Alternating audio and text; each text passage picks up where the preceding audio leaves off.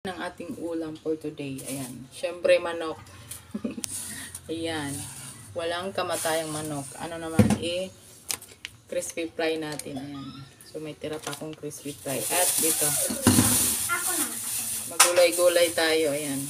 Talbos. Ang mahal ng talbos na 10. Oh. Ito. Ang konti na. Tapos okra. Ayan.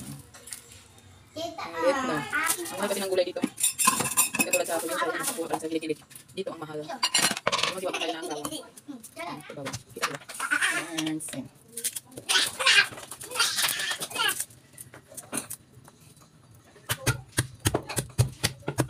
Lagyan natin ng bawang yung fried chicken para wala-wala yung nasa. Ano yung dalawa? Kumakain sila. Ayan, tapos lagyan na natin. So, ayan natin yung chicken. Lagyan natin ng bawang, pilit-pilit na bawang. Yes. Ibang ingay lang. Tapos lagyan natin ng konting edge. Ajinomoto. Para lang.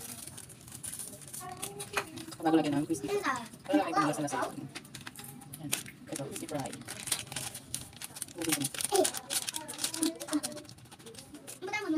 Ito, ayan ko lang ito ilaga. Mama, bigyan mo siya pagkala. Sige, bibigyan mo sa kanya.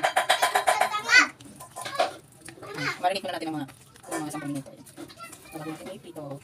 So, ayan. Marinig na. Nagugas na ako ng kamay kaya malinis yan. Tsaka kami na lang kakain yan. So, ayan. Gumituin na natin ito.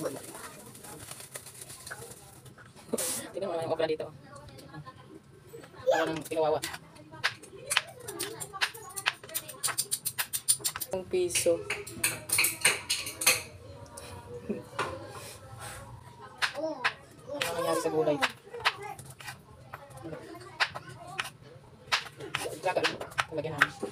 Ito, ang galing ako.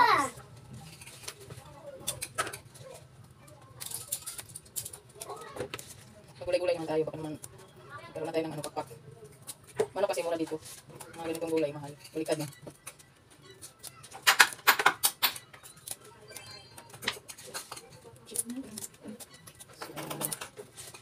Ayan, main ko lang po.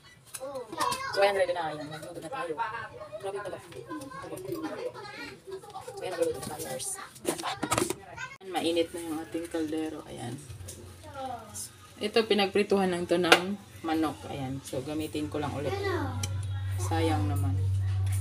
Pwede pa. Ayan. So, ayan. Dito kami nagluluto sa electric stove. Mas tipid kasi ito. Kaysa yung gasol. Yung gasol hindi abutan ng 1 buwan. Nauubos na agad. Ito siya. Parang ganun lang. Sakto-sakto lang din yung gamit. Hindi siya yung ganun kamahal talaga. Ang kuryente. Yan, nilagay ko na yung manok. So, ayan. Halikuin lang muna natin. Then, yun na, prito-prito lang. So, ayan ang ating prito manok. Yan, walang kamatayang manok. At yan, ilalaga naman natin to para lagyan ng sibuyas, kamatis. Ayan. Kamatis. So, ayan na mga mamshi. Let's eat.